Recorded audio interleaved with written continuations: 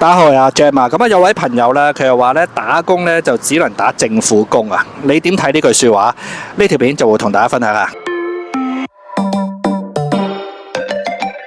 喺度咧做一個調查先，你認同咧呢位朋友所講嘅說話嘅，咁啊留言打個一字；你唔認同嘅留言打個二字。嗱咁好啦，咁啊講一講咧呢位朋友咧點解咧會有呢個諗法先。咁佢又話咧即係做呢一行啊都12年，咁啊認識咧各行各業嘅精英啊，咁啊得出一個結論啦，就係打工咧就只能打政府工嘅。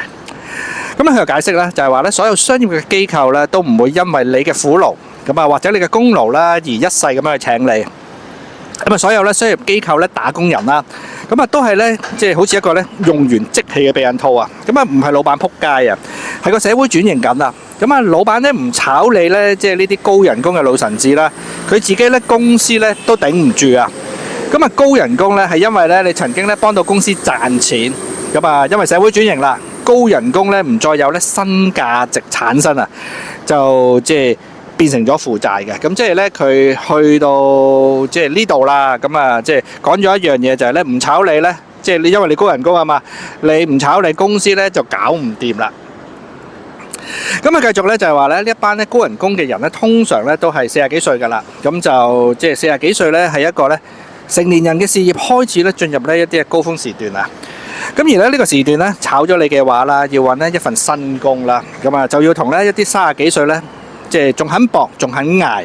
咁啊屋企咧未有家室重擔咧，個後生仔賺啊，咁啊真係都幾無奈嘅，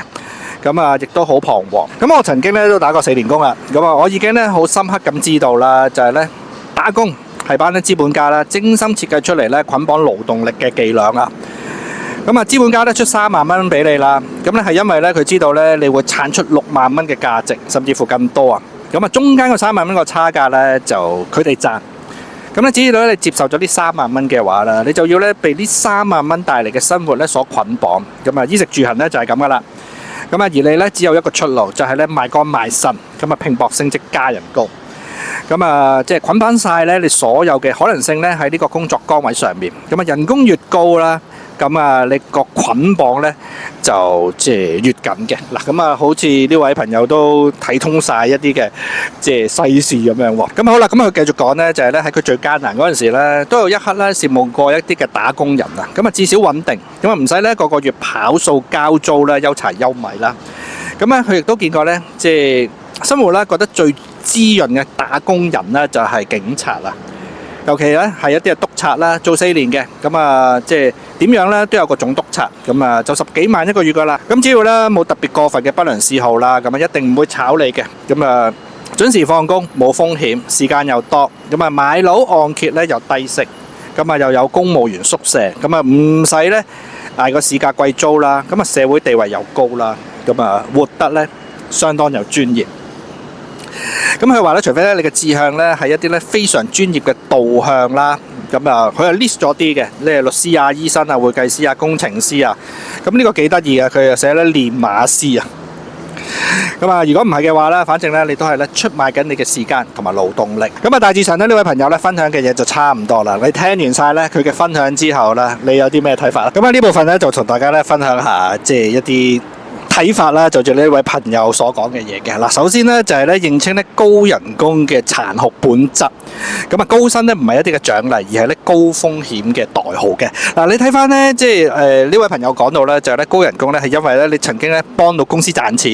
咁啊，但係咧社會轉型啦，唔再有新價值產生咧，就變成咧一啲嘅負累嘅。咁啊好多打工仔咧都誤以為咧高薪咧係即係公司咧對自己過去貢獻嘅獎勵啊。咁但係咧現實咧話俾大家知咧就係咧喺個商業世界裏面咧，佢哋咧淨係即係咧好着重未來嗰個即係價值啊。咁所以咧，當你個人工越嚟越高啦，老闆咧對你嗰個投資回報率咧要求咧就只會咧越嚟越苛刻嘅。咁啊打工仔咧就必須咧即係要有個警惕，就係咧我嘅技能係咪咧都隨住年紀而有所折扣先。咁啊如果咧我嘅產出咧追唔上人工嗰個增幅嘅話咧，高薪咧，反而咧就變成咗咧我哋嘅催命符嘅。咁即係話咧，其實咧你人工調整，亦都要睇翻咧，就係你價值有冇調整先。因為講真咧，你識計數，老闆都識計數噶嘛。即係可能每年加你幾千蚊，但係咧佢得到咧預測喺你身上咧攞到嘅回報咧，絕對唔知幾千蚊。咁所以咧呢一度咧就係咧好好咧，就提醒大家咧，就係話個個咧都想咧攞一個高人工嘅。咁但係同時間你有冇咧去提升嗰個價值，而你係值得咧被公司咧去加到你成為咧一個高薪嘅員工先。咁啊，第二點咧就係破除年資啦，同埋咧競爭力嘅迷思啊。咁啊，即係中年求職咧錯位賽道嘅。嗱，咁咧睇翻嗰個即係呢位朋友分享咧，佢話咧40幾歲被炒啦，就要咧即係同一啲30幾歲咧，即係一啲冇家室負擔啊，即係肯搏肯捱嘅後生仔咧去爭工作，咁啊即係覺得咧好彷徨啦，同埋好無奈啦。嗱，咁咧其實咧即係 next 一個好好嘅問題就係點解40幾歲嘅人咧會即係要淪落到同一啲咧30幾歲嘅後生仔啦喺度拼體力啊、拼加班呢個田地先？咁呢個我覺得係幾值得去思考嘅喎。點解要同呢班後生仔去拼先？咁其實咧代表咗啲咩咧？就係咧背後可能都好多打工嘅朋友啦，即係去咗中年啦。咁啊，除咗年資之外啦，就冇建立咧一啲咧不可替代嘅護城河啊！咁你睇翻咧中年人嘅優勢咧，應該係人脈啦、資源啦、跨界協調啦，或者咧係一啲危機處理等等咧呢方面嘅能力噶嘛。咁如果咧人到中年啦，仲喺度咧同一啲嘅後生仔嘅一度咧去比拼啦，一齊咧去爭一啲新工作嘅話啦，咁其實本身咧就係咧職涯戰略上咧一啲嘅即係錯誤啊。OK， 嗱咁所以咧呢度都係㗎，即係諗一諗啦。你去到中年啦，除咗年資之外，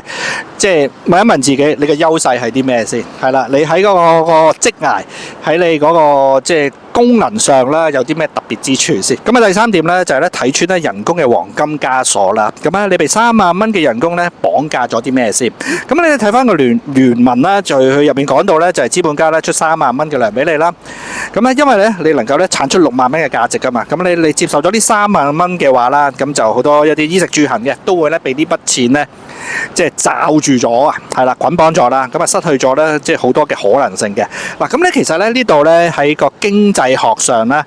就有個 terms 叫做咧黃金枷鎖啊。咁啊意思咧就係人工咧就俾到你咧一啲穩定嘅生活，代價咧就係買斷你咧所有時間同埋即係可能性嘅。咁咧對於打工仔嚟講咧，要學識咧隻雞生蛋。咁即係話咧喺攞啲3萬蚊人工之餘啦，咁咧唔單止付出勞力嘅，咁啊同時間嘅點樣咧去借助呢間公司嘅平台啦、人脈啦，或者可能一啲嘅技能啦，去磨練自己，即係儲資源啦，令到自己嗰個資源咧更加豐富嘅話啦，咁咧同埋咧確保自己咧喺公司裏面咧係學到嘅嘢啦，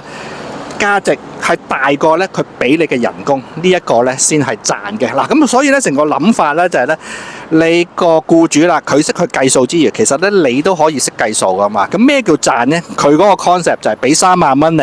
你預計你做到6萬蚊嘅即係或以上啦嘅價值啊嘛。咁其實你都係啫嘛。佢俾3萬蚊嘢喺呢個平台裏面，咁你可以喺呢個平台裏面攞到超過3萬蚊嘅嘢，即係離開噶嘛。咁啊第四點咧就係重新定義啦，安全感啦。咁而政府工啊，即係呢啲鐵飯碗啦，係咪咧真係咁安全咧？嗱，咁咧其實你見到啦，即係呢個事主啦都好羨慕咧，即係督察呢啲公務員啊。咁佢講到就係月薪10幾萬啦，就唔炒人啦，有宿舍啦，就即係活得咧好有尊嚴。但係咧，大家咧要思考，即係好要諗一諗，就係咧政府工咧確實咧係俾咗一啲商業機構咧唔能夠俾到你嘅嘢，就係咩咧？穩定。咁但係咧呢種穩定咧背後咧係有一啲嘅代價嘅。咁啊，因為咧你政府工嘅技能咧通常咧都係高度專用啊。咁啊，一旦咧進入咗個體制啦，就好難咧再適應咧外面嘅私人市場。咁而咧真正嘅安全感咧唔應該咧就建立喺咧即係某一個機構嘅佢就即係話唔炒你啦，聲稱咁樣啦。咁呢啲咧其實係溫水煮蛙嘅。咁而咧真正嘅安全感咧係要建立喺咧，即係我擁有咧隨時被炒，咁啊隨時換跑道，都能夠咧喺個市場裏面啦，即係活得好好嘅能力。咁呢一個咧先係咧，即係真正嘅安全感嘅。嗱，咁所以都係嘅。其實咧喺我哋做 recruitment 裏面啦，其實就我覺得咧係兩樣唔同嘅嘢嘅。你做得政府工啦，想出翻嚟咧商業機構嘅話咧，佢哋會覺得因為啲嘢太過即係跟程序啦、跟制度做嘢嘅話，佢會覺得即係你唔能夠適應商業世界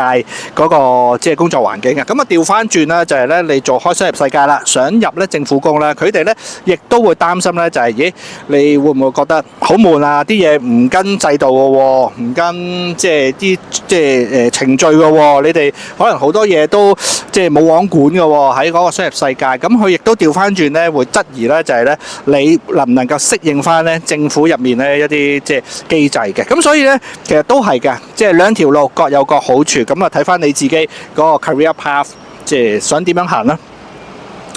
咁好啦，最後咧就係咧跳出認命嘅悲觀宿命律啦。咁啊40歲嘅只係咧職涯嘅上半場嘅。嗱咁咧你會睇到咧成篇文咧係充滿住咧一種好無奈嘅宿命感啊。咁佢講到啦，如果唔係做一啲嘅專業人士啦，40幾歲咧即係唔入政府咧，人生咧就好似咧玩完咁樣啦。咁其實咧呢一種嘅思維咧係仲停留緊呢一啲咧好舊嘅時代啊。咁你睇翻咧即係人均壽命啦，而家咧就越嚟越長啊。咁啊40至45歲啦，其實都係人生即係過一半到啦。咁啊即係佢哋退休嘅仲有20幾年啦。咁其實呢度咧，即係我諗咧，俾到個啟示大家咧，就係咧去到中年咧，唔係等於玩完嘅，係啦。因為咧，我見前排咧有啲朋友留言咧，就係話啊，即係被裁員啊，冇嘢做嘅話，過到去到40零歲咧，基本上咧人生咧就好似玩完咁樣。咁其實咧唔係㗎。咁因為咧呢個即係你睇翻嗰個年紀啦，而家先至係一啲咧中長重組嘅機會啊。咁呢啲時間咧嗰個長度咧係能夠咧足夠一個人咧去學習一啲嘅即係新科技啦、轉換賽道啦，甚至乎咧發展咧多元收入嘅。咁啊，中年人咧最大嘅敵人咧唔係年齡，而係咧自己咧已經定局，只能咧求穩定收留，即係呢一種咧封閉心態。其實咧呢位朋友嘅分享咧，我覺得咧都係一個幾大嘅啟發嘅。咁咧就即係作為咧打工嘅朋友啦，我覺得咧就唔好咧當自己咧係一隻咧只係埋頭苦幹嘅鴕鳥啊。咁啊，與其咧等40幾歲咧，譬如社會轉型淘汰嗰陣時咧，先至去羨慕咧政府工嘅穩定。咁啊，不如啦喺即係30幾歲嗰陣時啦，就睇清咧商業本質。咁啊，積極投資啦，自己能夠帶得走嘅能力啦、人脈啦，同埋一啲嘅副業，將個主導權啦擺翻落自己即係手裏面。咁我覺得咧，不要去羨慕，不要去妒忌，係啦，亦都咧唔需要話後悔啊。總之咧呢一刻肯改變嘅話，咁我覺得咧一切咧都有可能發生嘅。OK， 嗱咁啊，轉頭咧就會再同大家咧去講一講咧啦，你都知㗎啦，政府最近咧都即係推出咗一啲咧劃一加薪2% 啦，同埋咧嚟緊咧都會推出咧評核優化計劃，即係拉 curve 嗰個機制嘅。咁究竟咧即係同呢一篇嘅內容啦，有啲咩聯繫咧？轉頭咧會同大家再分享。咁好啦，最後呢個部分咧就講到啦，即係政府都宣布咗啦，即係講一啲嘅劃一加薪2% 啦，同埋咧即係引入咗拉 curve 呢個機制啦。咁究竟咧即係對政府工啦有啲咩影響啦？又或者咧作為打工嘅朋友嘅，咁啊好多都諗住咦做政府工喎，咁即係應該咧去點諗咧成件事咧？咁呢度咧就會從咧3個嘅角度啦，同大家去分享下嘅。嗱，首先咧講咗一啲劃一個加薪2% 先啦。咁其實咧係打破咗咧一啲公務員咧高尊嚴同埋咧一啲咧抗通脹嘅幻覺嘅。咁你睇翻咧，其實即係作者啦，咁啊個事主都好羨慕啲公務員啦。咁佢講到人工好、福利高、準時放工、冇風險咁樣啦。咁啊甚至乎講到咧尊嚴啊，係啦，活得好有尊嚴啊講到。咁但係咧你睇翻咧今年嗰個即係私人機構啦，高層嘅薪酬趨勢指標咧，就即係明明咧係達到咧4.12%嘅，咁但係因為咧政府咧就即係財政赤字啦，同埋審慎理財啦，最後咧就去到咧全體劃一2%嘅，咁即係咧其實係少咗咯。低咗啦，咁啊代表咗啲咩呢？就係話咧，如果大家咧將所有嘅即係可能時間啦、心機資源啦擺晒落咧一個單一體制上咧，即係會出現咧一啲咧即係系統風險嘅。咁咧就係當嗰個經濟環境唔好啦，咁就即係政府庫房啦比較即係緊張嗰陣時啦，咁咧成個體制內咧嘅保障咧就會縮水嘅。咁而咧公務員咧嘅薪酬增幅咧亦都咧被逼咧同大市脫節，咁啊直接咧就導致到咧即係實質個購買力咧係被咧通脹蠶食啊。咁啊亦都咧説明咗咧鐵飯碗啦喺一個咧宏觀經濟轉型面前咧，亦都咧開始退化。咁所以咧點解咧而家出面咧就係話咧鐵飯碗不在？咁我亦都聽過有一啲咧而家用形容咧就係咧鐵飯碗咧變咗膠飯碗啊，咁都係幾得意啊！咁好啦，咁啊第二個角度咧就係咧政府啦就玩拉 curve， 咁啊意味住咧賣光賣腎嘅文化咧就蔓延到咧一啲嘅體制裏面嘅。嗱，咁你睇翻咧即係呢個事主啦都有講到啦，喺商業機構裏面咧都係一啲精心設計嘅圈套啊，咁啊逼啲打工仔啦，即係講到賣光賣腎啊，即係拼搏升職咁樣啦。咁就嗱，其實咧你睇翻咧而家政府咧引入咗拉 curve 啦，即係呢個常態分佈機制咧去優化一啲嘅評核啦，咁啊意味住咧公務員咧就唔係話咧入到去咧就能夠咧安穩跳 point 啊，咁啊而係咧必須咧跟咧可能咧你身邊嘅即係同事啦去競爭啊，咁咧其實呢一個咧係一個咧極大嘅顛覆啊！咁你諗下咧，當政府工咧開始咧要求員工拉 curve 去爭表現嗰陣時啦，咁咧落實咧一啲賞罰分明咧嗰個機制之下啦，咁啊説明咗咧就係咧商業市場呢一種咧狼性競爭啦，已經咧全面咧入侵咗咧係一啲嘅體系。咁啊，如果咧你考政府工嘅，就為咗去逃避壓力啦，追求咧冇風險同埋咧多啲時間嘅話啦，咁而呢個現實咧就好快話俾大家知咧，就係咧體制內咧而家咧亦都要開始咧追一啲嘅 KPI 啦，溫水煮蛙嘅溫水啦，亦都咧開始即係變滾嘅。咁所以咧，其實我諗好多人咧，即係成日話咧，做即係政府工咧，穩穩定定啦，可以過世啦。其實咧，而家仲有冇即係呢支歌仔唱咧？咁啊，其實咧係真係有啲保留嘅。嗱，咁啊好啦，最後咧就係咧去到咧一啲咧公共財政咧緊絀嗰陣時啦，老臣子咧就會變成咗負累。咁啊呢一個咧邏輯咧喺嗰個政府裏面咧同樣咧亦都係適用嘅。嗱，咁你睇翻啦，就係咧即係商業機構啦，一啲嘅老闆咧為咗咧自己唔倒閉啦，就即係必須咧去炒咗一啲咧高人工嘅老臣子啊。咁啊內文又即係有提過啦，其實出面咧好多人咧都會咁嘅諗法。咁你睇翻咧，即係政府咧面對一啲嘅即係財政赤字啦，咁啊除咗咧去調低咗加薪幅度咧去到2%啦，咁啊近年咧亦都咧積極推行咧一啲削減經常開支，同埋咧削減咧編制職位啊，咁啊例如咧幾年內咧都累積咧削減咗咧超過咧1萬個職位噶啦，咁咧而即係你睇到啦，事主咧亦都口中咧都講到咧，就係咧商業機構咧為咗咧頂住。咁啊，即係而開刀呢個邏輯，即係要炒人啦，先保得住咧呢間公司啦。咁其實咧喺一啲宏觀嘅公共財政層面度咧，一模一樣嘅。咁咧當一個體制咧，即係大到咧自己咧都就嚟頂唔住嗰陣時啦，咁啊即使咧唔係直接炒人啦，咁亦都會咧透過凍薪啦、減薪啦，咁啊凍結編制啦、加強評核啦，即係拉 curve，即係呢啲咁嘅手段啦，去逼走啦，或者咧限制高薪，咁啊咧低產出嘅員工。咁即係話咧，其實我自己會睇到咧，就係咧政府咧就好多招數嘅。咁啊而家咧就出住2招先。咁啊你話將來咧會唔會咧再出多其他一啲嘅招數啦？咁啊其實咧我唔排除咧有咁嘅可能嘅。OK， 嗱咁呢度咧就係咧呢3個嘅角度咧去睇成件事啦。你哋咧又會點樣去睇咧？咁啊最後啦就有個總結啦，俾翻咧一啲打工仔或者咧一啲嘅中年嘅朋友嘅。嗱咁咧其實咧呢兩件事咧結合起嚟啦，咁啊得出咧嗰個結論咧就係咧呢個世界咧已經冇純粹嘅避風港啊！咁咧，你見作者都講啦，喺最艱難嗰陣時啦，咁以為咧入咗政府咧就能夠解決咧一切商業社會嘅殘酷問題。咁但係咧最新一啲嘅政策咧，亦都即係證明咗啦。咁啊，政府咧正在向咧商業機構嘅生存邏輯咧，即係去依歸嘅。咁咧，如果一個中年嘅打工仔咧，原本咧嗰個戰略咧就係咧商界咧即係運得唔係即係撈得唔係咁好啦。咁咧就諗住咧入政府工躺平嘅，咁啊呢條路咧就已經咧堵塞咗啦，唔 work 噶啦。咁咧即使咧你入到政府啦，咁啊依然咧要面對拉 curve，即係辦公室政治啦，或者一啲嘅即係咧拼搏啦。